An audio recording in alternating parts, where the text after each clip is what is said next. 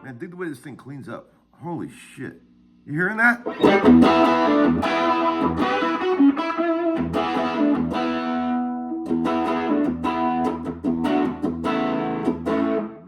that is it.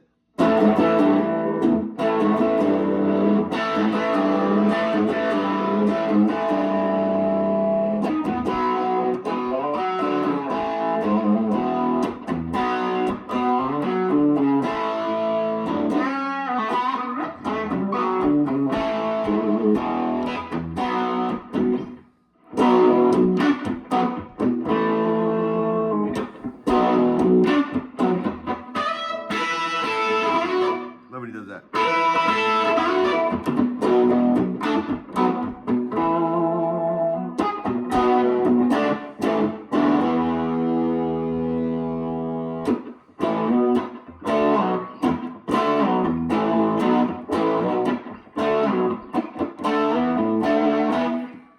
See, people take one look at a guitar like this, right? And they think to themselves, oh yeah, you know.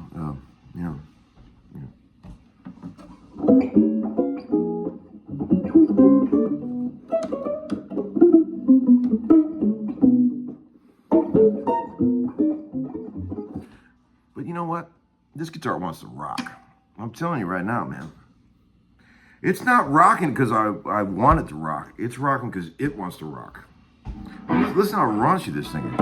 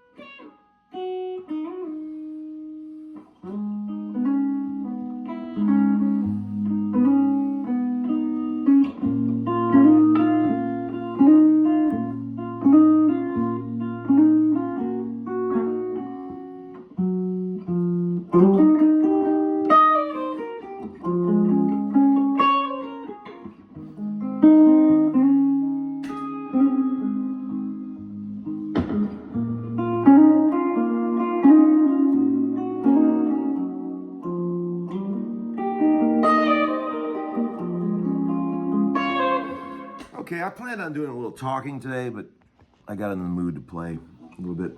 This guitar is pretty inspirational. 58 ES350 from the golden age of Kalamazoo on Parsons Avenue. I mean, look at that. Are you kidding me? This thing is made out of 100% pure wood pussy. Come on, man. Look at that. Short scale, you know, kind of like me. How's everybody doing out there? It's Uncle Larry. You might know me as the Session Man or the Starship Trooper or a host of other nicknames. But I just wanted to say hello and do yet another homeschooling because I have 0 sessions this week. There was a question, one guy said, hey Tom, how many sessions do you do these days opposed to the old days? Boy, not many. I mean, I've got a crazy end of the month coming up, but right now it's tumbleweeds. Although some of my sessions coming up are with iconic rock artists, which I'm very excited about. I find that that's kind of what's happening with my sort of what's left of my career. I don't do any of aside from the Joey Moy stuff and Morgan Wallen stuff I don't do a lot of the sort of hip, modern kid country, More, my stuff is usually more like sort of older folks, and well-established artists, that want a little touch of old Larry in there, But yeah, we got some fun stuff coming up, and I'll keep, I'll try to do the occasional session update like I always do, I got a hot VCB today. One guy said, hey man, amazing clickbait. I said, well, it only took me 800 videos to realize that all you got to do is put a little TNA up there and you get 1 million views. I didn't think you guys were bought that easy, but you are.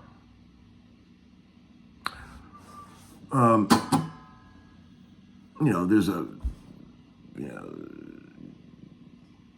I just thought you were a little more enlightened than that, people. I'm just kidding. I do the same thing. Are you kidding me? I'm not trying to act holier than thou. One guy said, man, those echo drums were amazing. Wayne Killius, dude, how amazing is that he can, when you're in the studio with that and with headphones and you can hear it over the mics, it really sounds like somebody put an echo on the drums. Pretty amazing that he can do that. It's incredible. Sounds like an old John Lennon record, right? Let's see. This is Homeskoolin number 278, by the way, which is amazing to think about. I've got so much VCB here. I don't even know if I'm going to have time to get to it. It takes me forever to upload a 20-minute video. One guy said, hey, Tom, I will crush you at Mattel handheld football. Bring it on, bitch. I said, hell no. Hell no. Ain't nobody going to be crushing Larry at that game. There's only 2 games I ever really got good at. That and when I was a young man, 19 through about 24, all I did all day long and all night long was play foosball. I got to tournament level foosball playing. Like, all we did, I had 4 friends that would sit down in my mother's basement. I had a tournament tornado foosball table that I bought, and we would listen to records, smoke dope, and play foosball all night long. And I developed a couple of unblockable shots. One was called the Skull Cracker, and the other one was called the Grave Digger. Those of you who played with me might remember it. Lightning fast set shots that were unblockable. I'm just saying. Plus my 5-bar work was pretty outstanding. I'm not bragging. I'm just saying.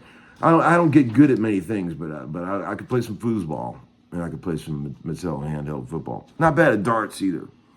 Played darts my whole life, in the pubs, as you'd say in England. In the pubs. Yeah. Hey, Tom, do you think using pedals is a sign of weakness? There's this, okay, God, great question, by the way. And it's funny, right? Here's the real truth about that, okay? There's this whole contingent of tough guys that think that using pedals is a sign of weakness. Oh, yeah, he's a real man. He went straight into the amp. Try that on a session. Try that on a session.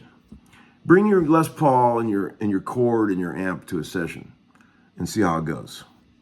See how that goes, people. See how long you can last in that chair before they fire your ass. Nobody wants that around here. I mean, occasionally they want that, but man, if you can't do all kind of other shit, you ain't gonna get any gigs. I'm sorry. So unless you are in a band where you wrote a bunch of music to play a Les Paul plugged right into an amp, then that's great. I love the sound of a Les Paul plugged into an amp, but you can't make a living in this town doing that. Not from where I stand. If you had a band and you wrote all the music, around that, of course you can do that. But you ain't gonna be no damn session player. I promise you that. So there's, that's a double-edged sword there, right? So are you saying that at that point that all session guys are wimps? Maybe. You might be saying that. I might agree. Hey Tom, did you meet Zach Wilde at the Pantera's gig? No, I didn't. I would love to, but I didn't. I just met Rex because they all have their own separate rooms there. They're like the Eagles. They don't really talk to each other. It's the kind of vibe I got, but I'm guessing. But yeah, I would love to meet Zach. But man, it's funny. I was thinking about it and watching him play. Man, they were loud, Lord. And man, his guitar is so distorted. It sounds like a Mack truck. So much covering so much ground. And when he does that thing that he does, where he just gets his hair all down in his face and he just goes side to side like that, he kept reminding me of something, and I started thinking, what is he reminding me of when he does that? And I said, oh man, Snuffleupagus from Sesame Street when I was a kid. He reminds me of Snuffleupagus in a good way. He's a beast. Would have loved to meet him. That's a whole nother world from the kind of shit I do, man. I don't know nothing about that shit. Old Larry doesn't know nothing about that heavy metal.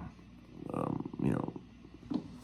mean, I understand sort of Black Sabbath and that type of stuff, but sort of modern, what you'd say, metal. I don't understand anything about that, But you are what you is, as Frank Zappa said. You is what you am. Hey Tom, aside from your old school beliefs and roots, why exactly do you hate modeling gear and aux boxes and all that shit? Okay, great question. I will tell you. It's not a pride thing where I'm trying to look like a tough guy. I'm playing through amps and speakers. This is results-based decisions, people. Believe me, I've had to play through direct shit on sessions. What I notice when we do all this stuff over at Brett Papa's house, I always have to play through the aux boxes because he can't have an amp in those rooms, And here's what's wrong with all those sounds in my mind. There is an artifact that happens on the top end of all those sounds, clean and dirty, that you just cannot get rid of. It's a digital hash that coats the top end of everything, and people are so used to playing with those sounds, they don't even notice it. But when you play through amps and mics and tubes your whole life, you notice it. And man, I just cannot hang with that shit. I cannot hang. So I sometimes have to hang and do that, but it's never the same. It's never as good. And anyone who thinks that it is as good has forgotten what a great mic'd up tube amp sounds like in headphones. That's my belief, and I will challenge you to that. If you think your direct rig sounds good, you've forgotten what a great old Marshall with a mic on it in headphones sounds like. And then I will still kick your ass in Mattel football. Okay, man, I'm edgy today. Edgy, that's the word I'd say. Super edgy. You ever get a buzz on late night and look at Reverb? Yeah, that's a great question. Yes, I definitely do that. One of my favorite pastimes, to be honest, after the kids go to bed, get a little buzz on.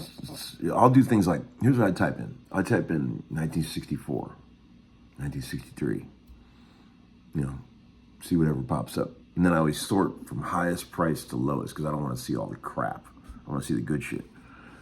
And then I'll also type in things like lightweight because you know how important lightweight guitars are to me.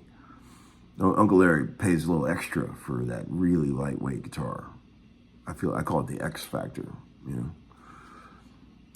If a guitar blue books for 10 grand and it's 6 pounds, then it's worth 12.5 in my book. Yeah. If a normal one blue books for 10, you see what I'm saying? But if it's particularly lightweight, it adds a lot of value, in my humble opinion. What else? One guy said, hey Tom, I'm drunk all the time at night. I get that, bro. I get that. Is it affecting your day-to-day life? Or, or do you feel like your relationships are suffering and all those things? At that point, maybe you should seek help. But if it's not, I say drink on, my friend. Drink on. Is there anything else here worth noting? Here's one last one, and then I'll hang up. A guy said, "Hey Tom, what's a guitar you always wanted to love but couldn't?" I love that question. You guys come up with some good ones. You know what guitar I always thought looked amazing, and one of my favorite guitar players of all time plays one, but I've bought several over the years and could never connect, is an ES-175. I've probably owned 10 vintage ES-175s in my life, and I've never liked a single one of them. They are the most cold, empty vessels to me. They just don't do anything. And for the way I play, it does not work. I mean, Steve Howe made it work. I like this thing a hell of a lot better than I like an ES-175. I don't know what's different about it. It's probably the same thing with a short scale, to be honest. It's fully hollow, guitar.